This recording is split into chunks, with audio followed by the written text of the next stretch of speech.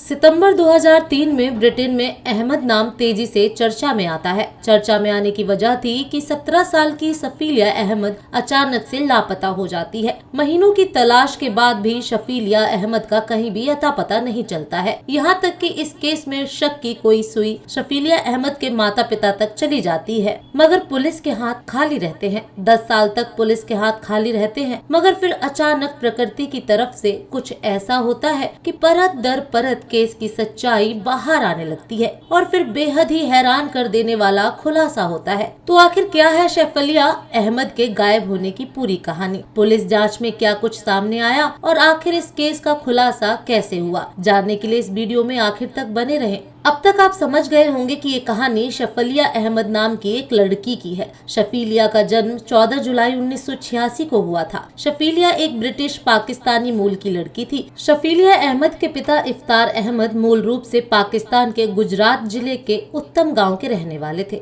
लगभग 20 से 22 साल की उम्र में इफ्तार रोजगार की तलाश में ब्रिटेन चले आते हैं। यहीं रहते हुए काम करने के दौरान ही इफ्तार को विदेशी मूल की एक लड़की से प्यार होता है और वो उसी से शादी कर लेते हैं। बहुत जल्द इफ्तार एक बच्चे का पिता भी बन जाता है, मगर जब वो वापस पाकिस्तान जाता है और अपनी शादी के बारे में घर वालों को बताता है तो घर वाले शादी को मानने से इनकार कर देते हैं। फिर इफ्तार के घर वाले इफ्तार पर पाकिस्तानी लड़की से दूसरी शादी करने का भारी दबाव बनाते हैं। घर वालों की जिद के आगे इफ्तार झुक जाता है और उसकी शादी फरजाना अहमद नाम की एक पाकिस्तानी लड़की से कर देते हैं। शादी के बाद इफ्तार वापस ब्रिटेन जाता है और वहाँ अपनी पहली पत्नी को सच्चाई बताने के बाद उसे तलाक दे देता है। फिर कुछ समय बाद इफ्तार अपनी दूसरी पत्नी फरजाना को भी पाकिस्तान से अपने साथ ब्रिटेन लेकर चला आता है। ब्रिटेन आने के बाद इफ्तार अपनी पत्नी के साथ ब्रेडफोर्ड वेस्ट यॉर्कशायर में रहने लगता है। यहीं रहते हुए 14 जुलाई 1986 को शफीलिया अहमद का जन्म होता है।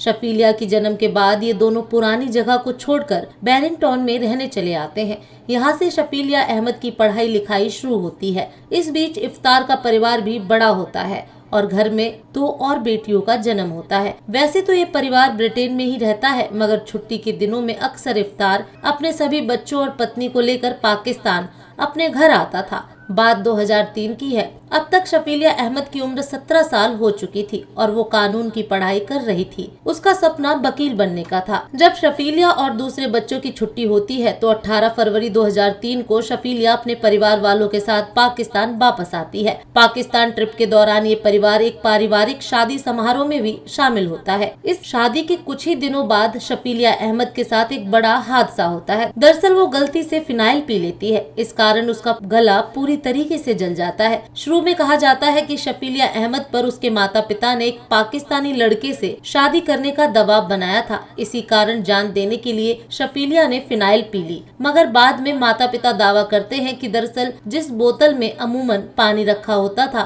उसी एक पुरानी बोतल में घर की साफ सफाई के लिए किसी ने फिनाइल रख दी। रात के अंधेरे में शफीलिया को समझ नहीं आता है कि वो फिनाइल है और वो पानी समझकर उसे पी लेती है। इस गलती की वजह से शफीलिया अहमद को बहुत तकलीफ उठानी पड़ती है। उसे पाकिस्तान में ही एक अस्पताल में भर्ती करवाया जाता है। क्योंकि शफीलिया अहमद की इंजरी बहुत ज्यादा थी, इसलिए उसे लंबे समय तक अस्पताल में रहना पड़ता है। इस बीच परिवार के दूसरे सदस्यों की छुट्टी खत्म हो जाती है और वापसी का दिन करीब आ जाता है। इस कारण इफ्तार अपने 2 बच्चों और पत्नी को लेकर वापस ब्रिटेन चले आते हैं, जबकि शफीलिया अहमद इलाज के लिए पाकिस्तान में ही रुकी रहती है।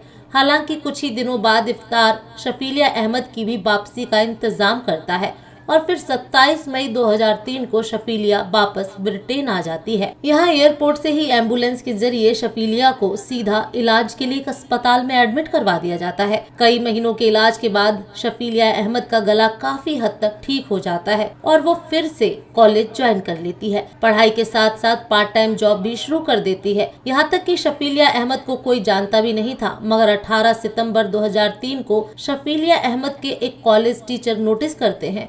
पिछले एक हफ्ते से अहमद कॉलेज नहीं आ रही है। शफीलिया अहमद को फोन करने की भी कोशिश की जाती है मगर उससे कांटेक्ट नहीं हो पाता है। इस बारे में जब शफीलिया के माता पिता से पूछा जाता है तो वो लोग भी बताते हैं कि शफीलिया अहमद पिछले एक हफ्ते से घर नहीं आई है। बेटी एक हफ्ते से घर से गायब है और इस बारे में माता पिता ने अब तक पुलिस में कंप्लेंट दर्ज नहीं करवाई थी। इस कारण से टीचर को सब कुछ नॉर्मल नहीं लगता है और वो तुरंत पुलिस को इस बात की जानकारी दे देते हैं। मामला दर्ज करते ही पुलिस की एक टीम जांच पड़ताल के लिए शफीलिया के घर आती है और माता पिता से ही पूछताछ की शुरुआत होती है। शफीलिया अहमद के माता पिता बताते हैं कि 11 सितंबर 2003 को आखिरी बार उन्होंने अहमद को अपने घर देखा था, उसके बाद से नजर नहीं आई है। इस पर पुलिस वाले कहते हैं कि जब आपकी बेटी एक हफ्ते से गायब है तो आपने अब तक पुलिस में शिकायत दर्ज क्यों नहीं करवाई। इस पर शफीलिया अहमद के माता पिता जवाब देते हैं कि ऐसा पहली बार नहीं है जब शफीलिया अहमद घर से गायब हुई है, बल्कि ऐसा पहले भी कई बार उसके साथ हो चुका है। इस बात की पुष्टि के लिए जब पुलिस रिकॉर्ड की जाँच करती है तो पता चलता है कि वास्तव में पहले भी शफीलिया कई बार घर से गायब हो चुकी है। पहली बार तो जब शफीलिया अहमद की उम्र महज 12 साल थी, तभी वो 10 मार्च 1998 को अपनी छोटी बहन के साथ घर से गायब हो गई थी। शफीलिया के माता पिता ने दोनों बहनों की मिसिंग रिपोर्ट भी तब पुलिस में दर्ज करवाई थी। हालांकि तब शफीलिया शाम होते होते घर वापस आ गई थी। रिकॉर्ड्स के मुताबिक दूसरी बार शफीलिया अहमद 25 नवंबर 2002 को घर से भाग गई थी। तब भी इफ्तार अहमद अपनी बेटी की मिसिंग रिपोर्ट दर्ज करवाते हैं। काफी खोजबीन के बाद पुलिस को शफीलिया अहमद एक पार्क में बैठी हुई मिलती है। पुलिस रिकॉर्ड्स के मुताबिक तीसरी बार शफीलिया अहमद 3 फरवरी 2003 को अपने एक दोस्त के साथ घर छोड़कर भागी थी। इस बार शफीलिया अहमद 2 दिनों तक घर वापस नहीं आती है और फिर 5 फरवरी 2003 को शफीलिया अहमद अनाथ लोगों के लिए बनाए गए सेफ हाउस में चली जाती है। वहां जाकर अपने माता पिता के खिलाफ घरेलू हिंसा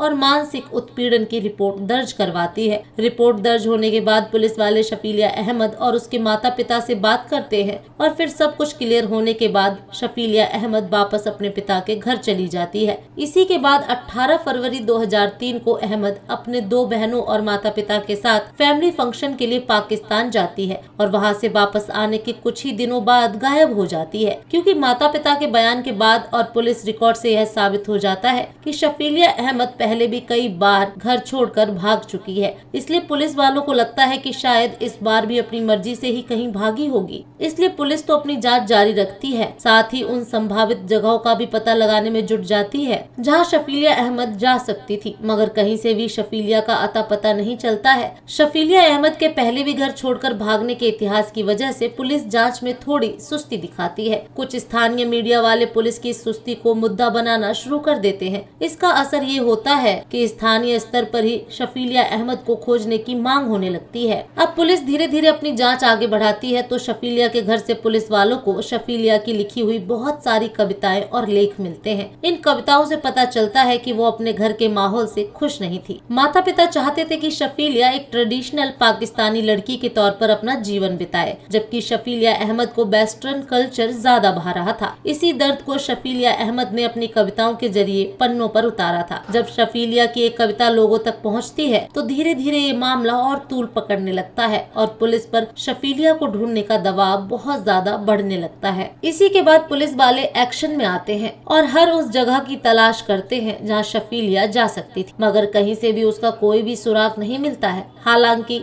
एक सीसीटीवी फुटेज में अहमद की तस्वीर जरूर दिखाई जाती है। जब वो सीसीटीवी फुटेज माता पिता को दिखाई जाती है तो इस बात की पुष्टि करते हैं कि सीसीटीवी फुटेज में दिख रही लड़की शफीलिया अहमद है। ये तस्वीर लड़की के गायब होने के कुछ दिन बाद की थी। जब माता पिता अपनी बेटी की पहचान कर लेते हैं तो पुलिस ये मान लेती है कि कम से कम जिंदा तो है। हालांकि मामले में नया मोड़ तब आता है जब ये तस्वीर के स्कूल टीचर को दिखाई जाती है। दरअसल जब वे तस्वीर शफीलिया के क्लास टीचर को दिखाई जाती है तो वो कहते हैं कि फोटो में दिख रही लड़की कहीं से भी शफीलिया अहमद नहीं है। कुछ दूसरे लोग भी सीसीटीवी फुटेज देखकर इस बात की पुष्टि करते हैं कि फुटेज में दिखने वाली लड़की शफीलिया अहमद नहीं है। अब पुलिस वालों का माथा घूमने लगता है कि आखिर शफीलिया के माता पिता ने फोटो में दिख रही लड़की की झूठी पहचान क्यों की। क्या वो कुछ छुपाने की कोशिश कर रहे हैं? इसी बात का पता लगाने के लिए पुलिस वाले चुपके से शफीलिया अहमद के माता पिता के घर पर कई जगह ऑडियो रिकॉर्डिंग डिवाइस लगा देते हैं। अब पुलिस वाले घर घर में लगे ऑडियो रिकॉर्डिंग डिवाइस पर रिकॉर्ड हुई बातचीत की बारीकी से जांच पड़ताल करते रहते हैं। रिकॉर्डिंग के मुताबिक एक दिन इफ्तार अहमद घर में बात करता हुआ सुनाई देता है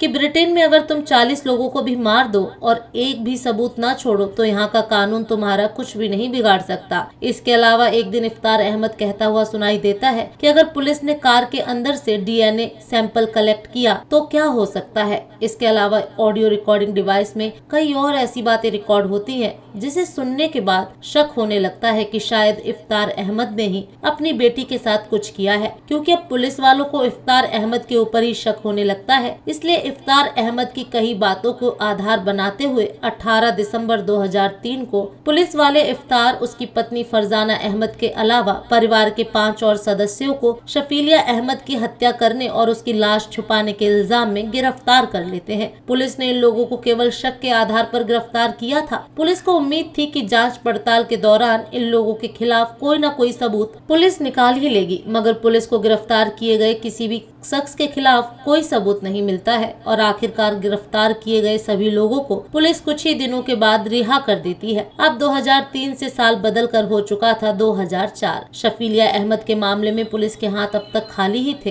पुलिस शफीलिया अहमद को खोजने की कोशिश में जुटी हुई थी। इसी बीच ब्रिटेन के सेंटबी कॉमरिया इलाके से बहने वाली मशहूर कैंट नदी में जबरदस्त बाढ़ आ जाती है। जब बाढ़ का पानी उतरता है तो इलाके में राहत बचाव के काम में लगे 3 लोगों को इस नदी के किनारे एक लड़की की सड़ी गली लाश मिलती है। जिस जगह पर लाश मिली थी और जहां से शफीलिया अहमद गायब हुई थी वो दोनों जगह काफी दूरी पर थी। फिर भी पुलिस वालों को शक होता है कि कहीं ये शव शफीलिया अहमद का तो नहीं है। इसी बात की पुष्टि के लिए डेड बॉडी से DNA सैंपल कलेक्ट किए जाते हैं और फिर उसका मिलन इफ्तार और फरजाना के DNA सैंपल से किया जाता है। सब उस वक्त चौंक जाते हैं जब बाढ़ में बहकर आई लाश और इफ्तार अहमद के DNA सैंपल मैच कर जाते हैं। इसका मतलब था कि नदी से बहकर आई वो लाश किसी और की नहीं बल्कि शफीलिया अहमद की है। मतलब कि जिस शफीलिया अहमद की तलाश में पुलिस लगी हुई थी वो अब एक मुर्दे के रूप में पुलिस तक आ चुकी थी। अब पुलिस के सामने सबसे बड़ा सवाल था कि आखिर शफीलिया अहमद की हत्या किसने और क्यों की है। शफीलिया अहमद के माता पिता के बयानों और हरकतों से पहले भी उन पर शक हुआ था और 2003 में भी इन दोनों को गिरफ्तार किया गया था। इसलिए एक बार फिर से इन दोनों से पूछताछ की जाती है और एक बार फिर से इन्हें गिरफ्तार किया जाता है। मामले की सुनवाई भी होती है मगर इन दोनों पर कोई आरोप साबित नहीं हो पाता है और फिर से इन्हें रिहा करना पड़ता है। पुलिस वाले कुछ और सस्पेक्ट को हिरासत में लेते हैं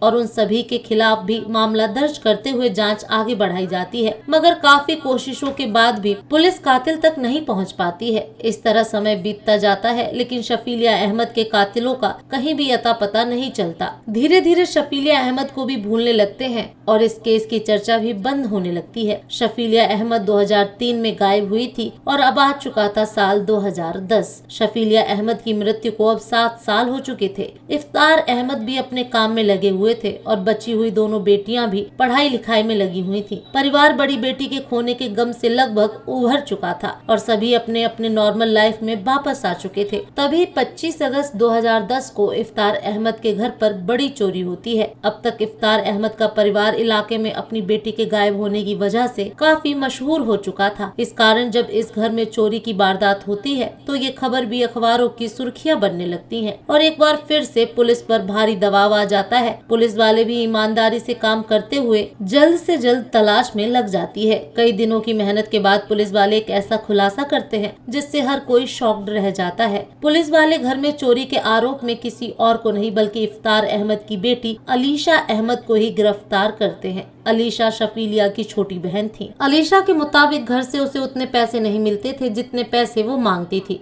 इसी कारण उसने अपने पिता के घर पर चोरी करवाई। पुलिस ने चोरी वाले केस को बहुत जल्दी सॉल्व कर लिया था, मगर पुलिस वालों को यहाँ एक मौका नजर आता है और अब वो एक बार फिर से कई साल पहले गायब हुई शफीलिया वाली फाइल को खोलते हैं और अलीशा से उसकी बहन शफीलिया के बारे में बातचीत करना शुरू करते हैं। शुरुआती बातचीत में ही पुलिस वालों को लगता है कि अलीशा शफीलिया के गायब होने के बारे में कुछ ऐसा जानती है जिससे दुनिया अब तक बेखबर है। पुलिस वाले अलीशा से शफीलिया अहमद के बारे में जानने की कोशिश करते हैं मगर अलीशा बिल्कुल खामोश रहती है। फिर यहाँ पुलिस वाले अलीशा को कहते हैं कि तुमने अपने ही घर में चोरी करवाई है, इसके लिए तुम्हें लंबी जेल हो सकती है, लेकिन अगर तुम शफीलिया के बारे में कुछ ऐसा बताओ जो अब तक कोई नहीं जानता है तो तुम्हारी सजा काफी कम हो सकती है। इसके बाद अलीशा जो खुलासा करती है उसे सुनकर हर किसी के पैरों तले जमीन खिसक जाती है। अलीशा बताती है कि उसकी बहन शफीलिया अहमद को किसी और ने नहीं बल्कि उसके पिता इफ्तार और माँ फरजाना अहमद ने हम सभी बहनों के सामने मारा था और फिर उसकी लाश को अपनी कार में रखकर दूर जंगल में फेंक दिया था,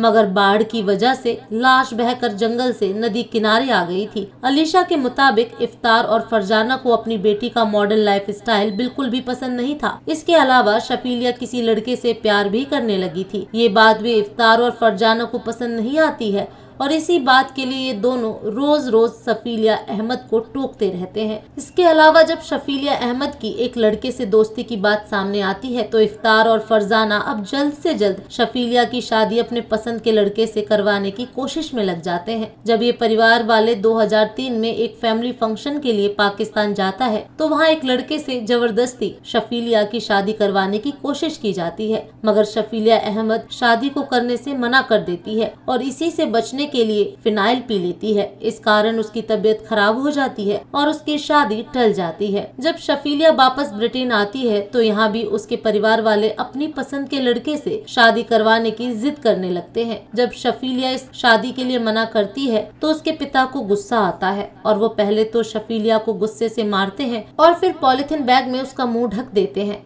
इस कारण दम घुटने की वजह से शफीलिया अहमद की मौत हो जाती है। इस खुलासे के तुरंत बाद अलीशा शफीलिया अहमद वाले मामले में सरकारी गवाह बन जाती है। बदले में उसे चोरी वाले मामले में कम से कम सजा का भरोसा दिलवाया जाता है। अलीशा के बयान के आधार पर ही 2 सितंबर 2010 को फरजाना और इफ्तार को गिरफ्तार कर लिया जाता है और इन दोनों के खिलाफ अपनी ही बेटी की हत्या का केस चलता है। गिरफ्तारी के कुछ महीनों तक ये दोनों जेल में रहते हैं, लेकिन लगभग 1 साल बाद 15 सितंबर 2011 को इन दोनों को मैनचेस्टर क्राउन कोर्ट से बेल मिल जाती है। आगे की जांच में पुलिस वाले कुछ अहम सबूत इकट्ठा करके लाते हैं और फिर उन सबूतों के आधार पर 21 मई 2012 से इस केस की सुनवाई चेस्टर क्राउन कोर्ट में शुरू होती है। पहले तो फरजाना और इफ्तार दोनों ही अपनी बेटी की हत्या से इनकार करते रहते हैं, मगर जब फरजाना को लगने लगता है कि अपनी ही बेटी की हत्या के मामले में ये फंसने वाली है तो 9 जुलाई 2012 को फरजाना कोर्ट में फाइनली एक्सेप्ट कर लेती हैं कि शफीलिया अहमद की हत्या किसी और ने नहीं बल्कि इफ्तार अहमद ने की है। अपने बयान में फरजाना ये भी बताती हैं कि उसने इफ्तार अहमद को रोकने की कोशिश भी की थी, मगर उल्टे इफ्तार अहमद ने फरजाना को भी मारा पीटा और धमकी दी कि अगर तुम में से किसी ने भी इस बारे में किसी को भी बताया तो उसका भी हाल शफीलिया जैसा ही होगा। अभी तक अहमद के खिलाफ 2 गवाह हो चुके थे। इसके अलावा पुलिस वाले भी जो सबूत इकट्ठा करते हैं वो भी इशारा करते हैं कि इफ्तार अहमद ने ही शफीलिया अहमद की हत्या की थी, फिर उसकी लाश को बहुत दूर जंगल में फेंक दिया, मगर इत्तेफाक से उस इलाके में बाढ़ आ गई और बाढ़ के पानी के साथ शफीलिया की लाश बहते हुए खुद ही नदी के किनारे पहुंच गई। फाइनली लंबी सुनवाई के बाद अगस्त 2012 में फरजाना और इफ्तार को अपनी ही बेटी की हत्या और हत्या के बाद लाश गायब करने का दोषी पाया जाता है और इन दोनों को 25-25 साल की सजा सुनाई जाती है। कोर्ट में ये भी साबित होता है कि ये एक ऑनर किलिंग थी। कोर्ट के इस फैसले के बाद हर साल शफीलिया अहमद की याद में 14 जुलाई को यानी शफीलिया अहमद के बर्थडे के दिन national day of memory for victim of honour killing भी मनाई जाती है। दोस्तों, ये पूरी कहानी जानने के बाद आप क्या कहेंगे कमेंट बॉक्स में जरूर बताएं। अगर आपको हमारी मेहनत पसंद आई हो तो इस वीडियो को लाइक करते हुए शेयर भी करें। अगर आपने अब तक इस चैनल को सब्सक्राइब नहीं किया है तो जल्दी से चैनल को सब्सक्राइब करने के बाद लेटेस्ट वीडियो के लिए बेल आइकन भी जरूर दबा लें।